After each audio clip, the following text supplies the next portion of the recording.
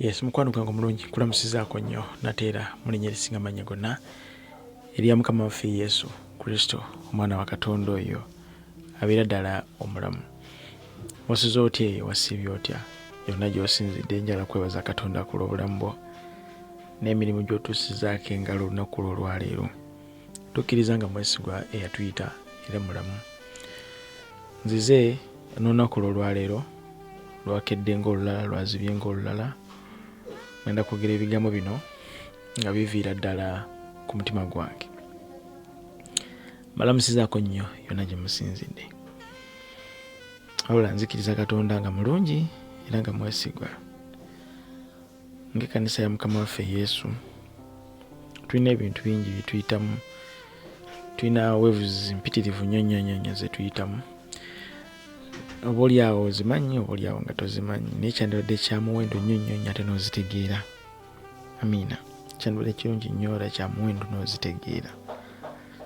Nkusabidde Mukama akunyweze yonna gy'osinzidde. Mwenna abatusabira batwagala basabira omubiri gwa Mukama waffe Yesu. Mbalamusizaako nnyo. Mukama waffe yeebazibwe. Nina ebigambo biranga bisatu byenda okujja twogeremu wano ffenna. Ekika zigenda kubeera 30 gokka. Nenzikiriza nti bigenda kuleeta obulokozi eri omuntu omu oba omulala.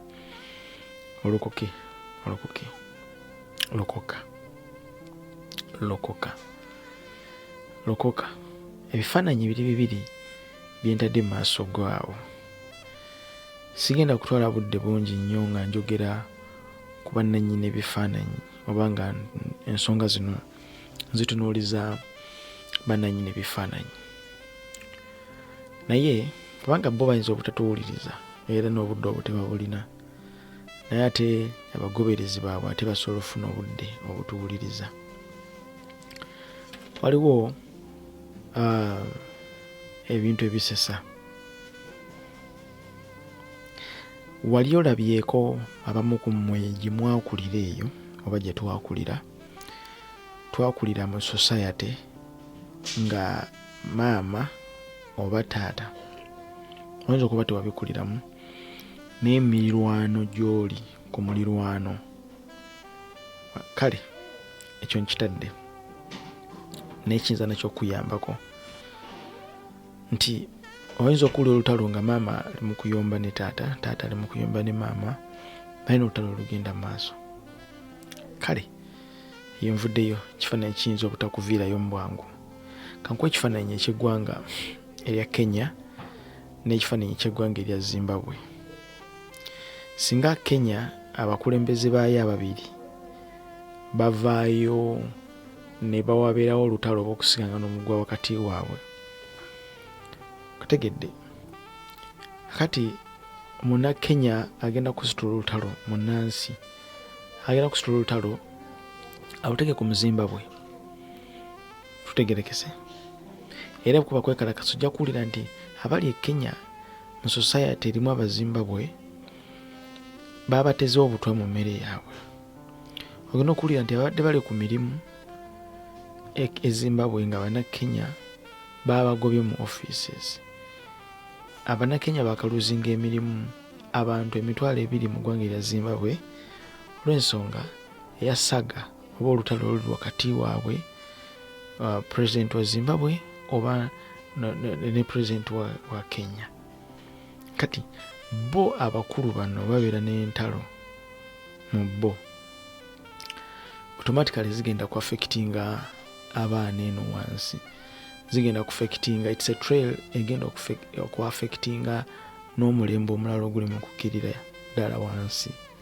Wakategedde kiyinzako okugamba. Kati ate era basobola okusetinga olutalo effect yalwo nga bali intended bannansi babeere n'ekye tuyita entalo ez'omunda, balwanagane munda, bakuubagane munda. Ogenda okuwulira nti kakati ffe Bannakenya baatugana okuddayo okugenda e Zimbabwe, ogenda okuwulira nti Bannazimbabwe baatugana okugenda e Kenya, visa zaffe baazigaana okuyitawo.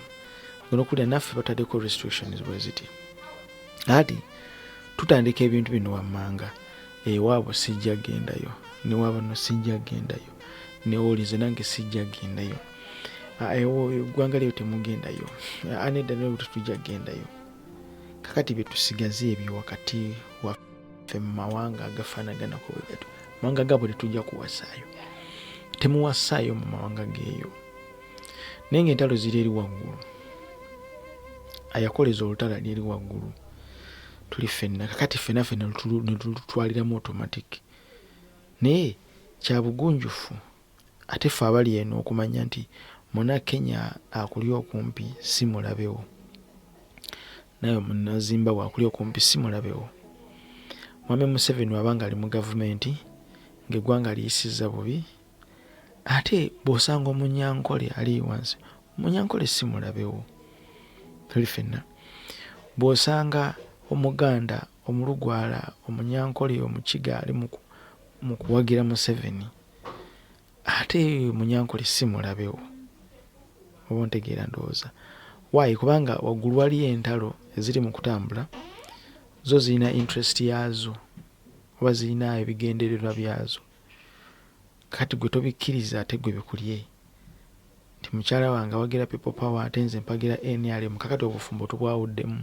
Musajja omu yayimba n'agamba nti obululu tebubaawula, akalulu tekatwawula. Kakati tosobola kugoba maka n'ogasaanyaawo kubanga omusajja awagira kibiina kirala n'awagira kibiina kirala. Tegerekese. So kitegeeza nti mmwe mulina okufuna engeri gye mwewumbawumbamu okusobola okulabika nti n'ensonga ezimu muzisobola zihandulinga. Nalako munnabyabufuzi omu nga mutabani we yeegwangana n'akafuba ne mutabani we oli we bawalanagana mu ggwanga erimu. Bagenda okufaananga n'ebifaananyi birala bivuddeyo ng'abantu bano bujjo banga out, bagenze mu kuwuga, abagenzi bali bonna, bagenze okulaba omupiira bali bonna. Naye no taata we bonna beekuba amasasi okwejjamu amaaso. So this is happening olunaku olwaleero mu mubiri gwa Kristo. Ntujja kuwulira nti ekkanisa ya gundi, njagala ompa obudde owulirize, ekkanisa ya gundi tegenda tekolagana na kkanisa ya gundi, kubanga omusumba wa gundi yavaayo n'abaako ensonga gy'ayogera bw'eti ku musumba gundi kye yakoze.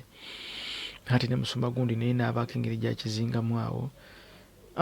Ogenda omalirizanga ekibiina, olutalo luvudde eri waggulu lusse eno mu kibiina.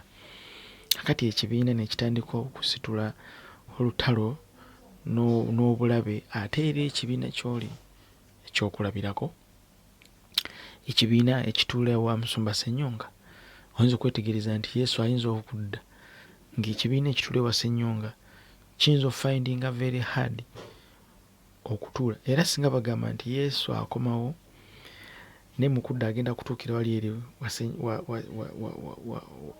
ku lubagamiro ku ssenta, yepoto egenda okutuyingiza. Abantu abamu bayinza obutagenda mu ggulu nga batuula ewa Ssenyonga, kubanga bayinza okugamba nedda tekisoboka. Katonda Yesu addira atya wali ewa Kayanja? Tekisoboka. Oyinza okutegeereza nga Yesu atulese oba nga Yesu abalese.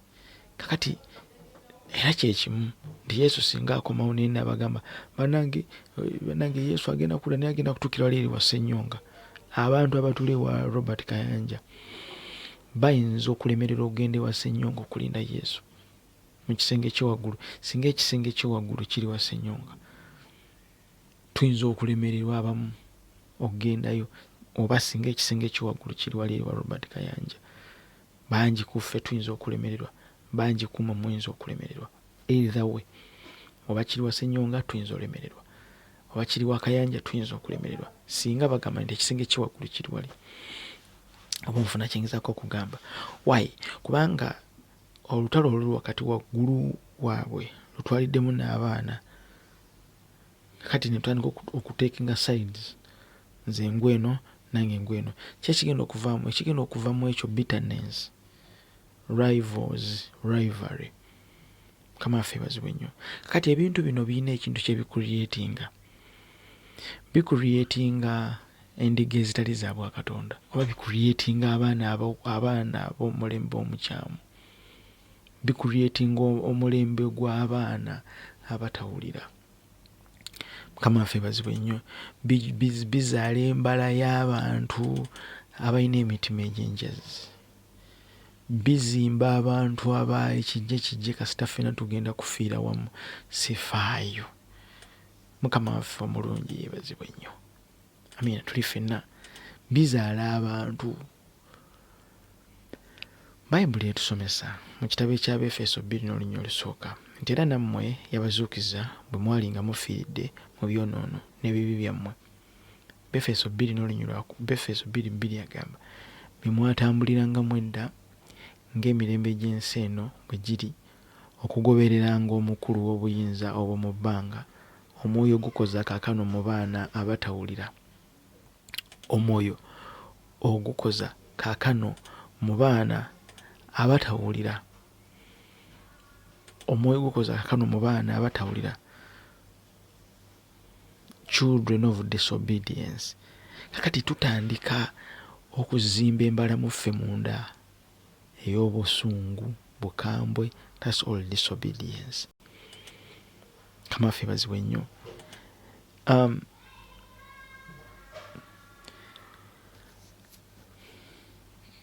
Bw'okkirira wali emmanga njala kwogera ebigambo bino 2-3 manyi nina gwe ngenda okuyamba era manyi nina gwe njogera naye era nzize njogera naye nebaza Mukama nti at least eri abantu abajja nga bategeera natandika okutegeera nagamba ewamma nkitegedde nedda mu butuufu. Nina oluganda omu yakoze comment emu ku Facebook page eyo nenkisoma nerabidde kikuba screenshot. Yangambye ekintu kino bulijjo kintambulirako nange, ekintu kino bulijjo nange nkirina. Omuntu afuna obusungu without any reason. Omuntu afuna obukambwe without any reason. Obusungu nga tebuli constructive. Njogera ku ndiga ezituula emutundwe. Nina omuweereza wa Mukama bulijjo njogera naye mu inbox. Era nga posts ze tukola ebiseera ebisinga ku Facebook pages zaffe ajja mu inbox yange n'agamba bannange mwataddeyo kali naye bannange Mukama b'omukisa. Kakati tuba tutera okuteekako comments posts emabega kaweza Pastor Rosias Bugingo. Kati bo balowooza nti bwe tupostinga Pastor Bugingo ekijja mu mind yaabwe bagamba nti oyo naffe omusajja tumuwalana. Kakati bo balina ekintu kyabwe mu mutwe gwabwe. Balowooza nti ndi mbala yaabwe. Bo balowooza nti bwe mpostinga Bugembe, Bugingo, kati bo balowooza nti kakati being it nti bo balina empalana zaabwe. Bo bagenda kitwala nti kati ono atuyambyeko ku lutalo. Ono atuyambyeko. Ba omusajja oyo muweereza nno omusajja oyo. Musajja gwe Mukama akw'omukisa, musajja gwe Mukama akw'omukisa. Kubanga mpostinze Bugingo. Kakati bwe ndeeta ensonga eva emutundwe, kakati ate omuweereza oyo linyerese jalyogera ate akyuka kala. Nze gwabadde ngamba nti Mukama akuwa omukisa. Mukama akuwa omukisa awo yayogedde ensonga kale ate nze nfuuka sitaani.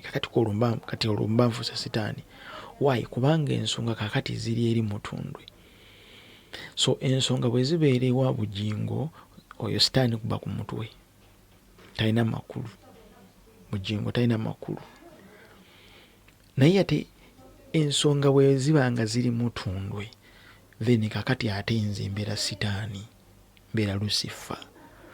Era osobola balaba mu comments bayitirivu. Kakati ekika ky'omulokole afaanaganako bw'atyo abeera alina embala etali ya Bwakatonda, aba alimu omwoyo ogukoza mu baana abatagonda, ogw'omuzimu guba mubi, oba ozimbye cult ku bulamu bwo. That's why nkugamba nti abantu abagoberera emutundwe tebalina njawulo n'abantu bagoberera Kakande n'obuweereza bwe. I don't have time to explain Kakande's ministry. Naye ntunulira abantu ab'emutundwe, kalakita n'embala z'abantu abo. Mukama nsonyiwa okwogera ekigambo kino. Naye bwe kitabeera tuyinza mu maaso eyo okusemberera cult egenda okubeera enzibu. Nkyogedde, sigenda kukizaayo mu kamwa kange. Tuyinza okusemberera bano abasajja nga bagenze. Tuyinza okusikira cult egenda okubeera muli munda naye nga tetumanyi. Why am I talking this? omukyalo omu ali awo saidi zaawo bayitawo mukaleerwa awo kawempa awo ng'oyingira bwe nti bano abakyala abafumba emmere akawungeezi. Kati omukyalo omu yasinzire ku positi gye nakoze mabegako awo, ne bansindikira ebifaananyi kubanga abantu bano batya, number one batya kuvaayo okwogera ebintu bino, battiira nno ddala tolowooza nti byangu, batya. Kati naŋŋamba omukyala oyo omulaba, omukyala baamukwata ku bifaananyi ng'ali mu t-shirt eya bujingo, balina ebintu bye bali balanga conference oba biki Bunuganda yalina ebintu bye yali alanga eyo, kati nga neteekako ekifaananyi kya bujingo ku maaso ge wano ku saati nga onaakubisa t-shirt. Naye ddala mostly kati tulina abantu abakuŋŋaanira ewaatu mu Mugerwa, oyinza ogamba abakyala mostly abo bankola mu butale, bankola Kaleerwe, bano abantu abakola emirimu egya bulijjo okusookera ddala bye njagala okutunuulira. Kakati ono yajja naye balina ekifaananyi okuboola kwokka kwe bamuboola, wayi kubanga ava wali wa bujingo. Omukazi yambuulidde n'ensiriikirira nempulira nga omutima gulika amaziga. Abantu b'e Mutundwe balina engeri gye baboolamu bannaabwe ddala mostly, singa oba tosubscribinga Mutundwe, singa oba tosubscribingayo, balina engeri gye baboolamu, balina engeri mmwe gye babalabamu nga mmwe muli lower level, temunaba kutuuka ku ddala litegeera Katonda singa tokuŋŋaanira Mutundwe. Era singa togenda Mutundwe, era bo bakimanyi bulungi nti ne bw'obanga okuŋŋaanira wa Dr. Serwadda menya obuweereza yonna gy'oli, naye ng'obulokozi obumazeemu emyaka 2, ye nga yakabumalamu omwezi gumu, naye nga yagenda Mutundwe emyezi 3 mwaka gumu, n'agenda mu bapya n'amala n'avaayo, n'amala level y'abapya n'avaayo. Mwaka gumu alabira ddala nga gwamaze emyaka 2 omuweereza ali mu ministry, naye ng'ogenze Mutundwe, bwe mutuula ku mmeeza ye alabira ddala nga osaana genda mu bapya. Yeyo level kwe babalabira, oyo asaana genda mu bapya, asaana genda mu bapya. Era bo bakimanyi. Omusajja yaŋŋambye ekigambo n'aŋŋamba nti gw'onoonya bikolimo, gw'onoonya bikolimo, gw'onoonya bikolimo. Naye yeti ng'omuntu bwe nzirawo ne retrievinga messages ne audios ze, ye omuntu y'omu naye era still ye yali akuba bujingo amagi amavundu. Kategeereka egamba ku bujingo, nkwadde kyakulabirako ku bujingo bamukuba amagi mavundu abantu abo. Naye ate ensonga bw'etuuka eri ng'eddeeri nti ye bannange, omusajja omusimbi gw'alina ku accounts, omusajja omusimbi gw'ayaniriza buli lunaku ku mobile money ne ku internet wonna, ne mu kkanisa abantu abayingira obungi bwabwe. Kakati mutuusa okwagala okuzimba toilet y'ekkanisa, era nawo ne mu constructingawo ekibooziboozi eky'ekirooto nti Mukama yatugambye buli muntu aleete akasawo ka seminti tuzimbe ttooyi.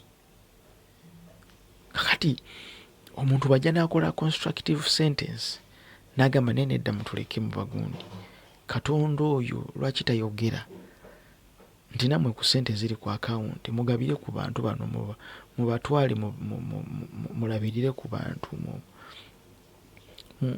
nawo mutandika okuddiza ku bantu communities kanisa, mutandika okukola ku mirimu egirabwako n'abantu, bagambe nti bannange Mutundwe nno omwaka guno ogujja balina project, nti project egamba etya, nti project eno bagenda munaye kuzimbira bakadde mayumba, buli mukadde bagenda muzimbira akayunga obulumu 2, ekisenge n'eddiiro kuyimba kali ku self contained baguza amataka eyo baba balina ku kyalo kasita obeerako n'ettaka lyo bo bagenda kujja bakuzimbira akayumba at least abakadde emyaka 5 ku myaka 8 bagenda bazimbira memba bateremu n'emifaliso babateremu n'ezisoola babateremu ne buledio oba mutundu FC. Guluze ennyumba ezo zitwala sente mmeka? Nemugamba nti project yo mugenda kugikola muluza mumuwa project ngezo ne mukunganya sente ezo muluza muyinza kuzimba amayumba nga meka kitutegeeza okuddiza society naye ne toyi nyini naye omukama ayogedde nti kakati mulete sente za toyi seminti tugenda kuzimba toilet era ekyo nakyo kizenga kirooto. God of heaven kakati ojja no constructinga sentence efaanaganako bwetyo kakati ate bo badda gy'oli nga bagamba olina daimoni ogenda kufa ebikolimo kubanga olumbye man of God. Kakati ate bo bakozesa obusungu obugendedde ddala ewala. Bo they are not constructive. Olwo kye tuyita constructive judgment, olwo kye tuyita constructive advice and constructive criticism. Kakati bo they are not either. Tebali constructive, njogera ku bagoberezi followers ab'emutundwe tebali constructive. This is how you start notandika okusengejja nogamba abantu bano endiga zino they are never constructive. No, bo obusungu bwebwe gwe mubatunulire mu comments nga boogera bakomentinga ojja kubalaba bonna endowooza yaabwe ereberemu era bonna endowooza yaabwe yemu n'ey'abo abantu abatambulira ewakakande mu bigere ebye bonna bwe batuwe bali balowooza ekintu kyekimu bwe kuba kusunguwala bwe kuba kuyomba kuvuma bajja kikola as long as basevinga man of God.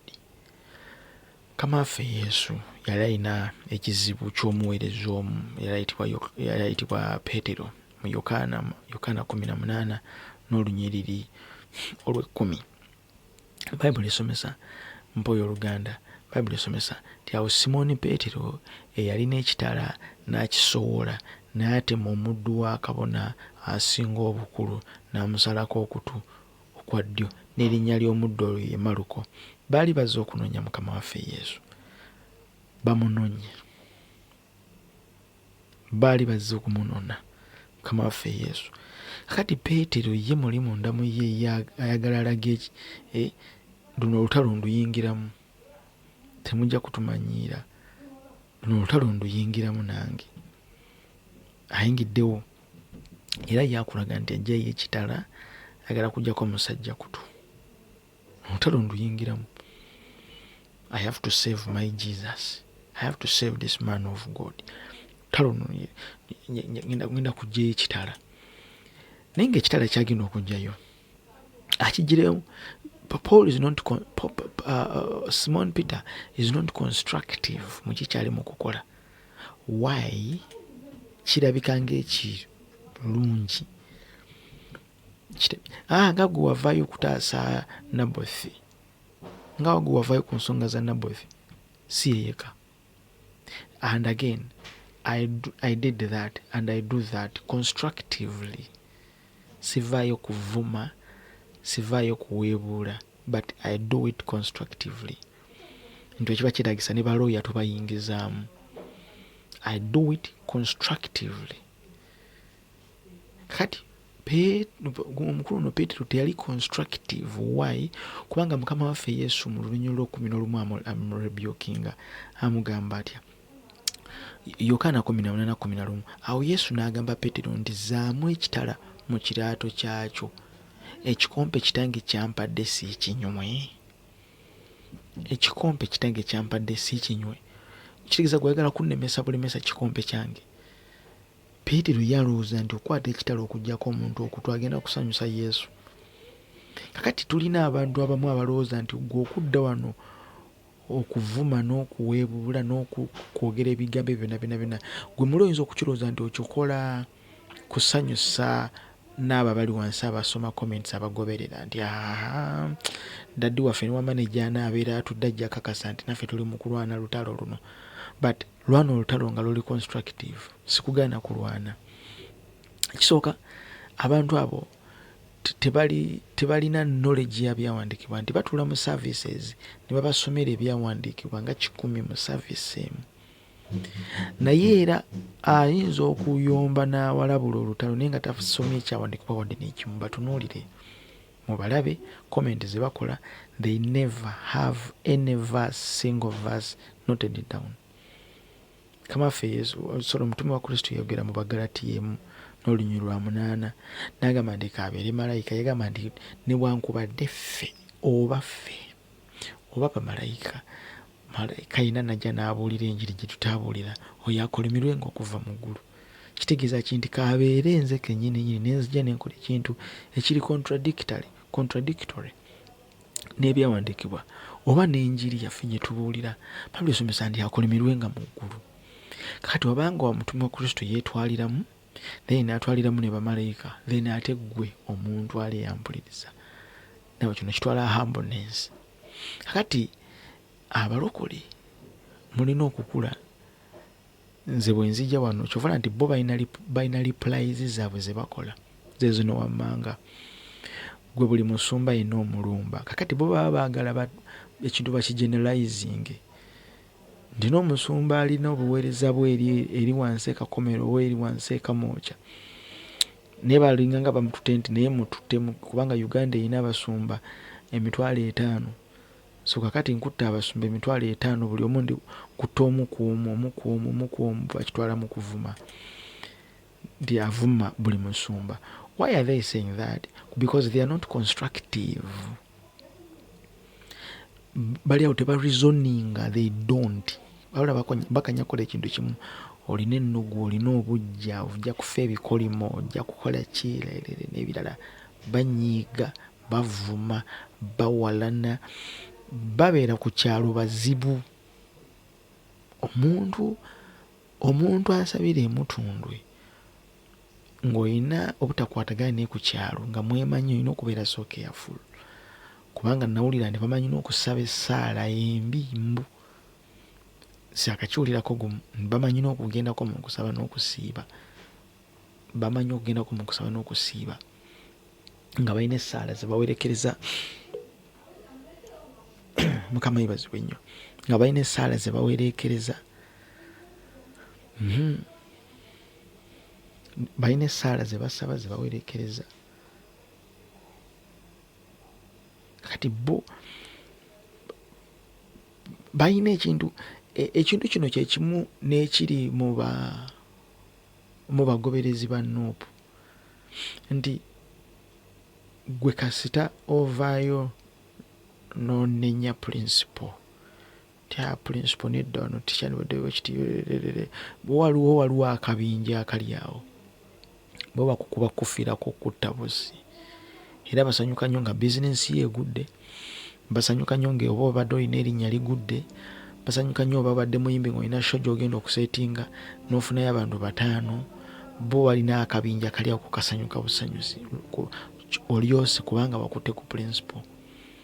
Kakati n'abantu bano ab'emutundwe bano balinamu ekintu ekyo, kati ne bawulira ssaawa zino nti Nicholas yagudde ku kabenje, bagamba otyo yalyose, Mukama yamusasudde. Buje bali nenjala kwebaza Mukama nga maliriza.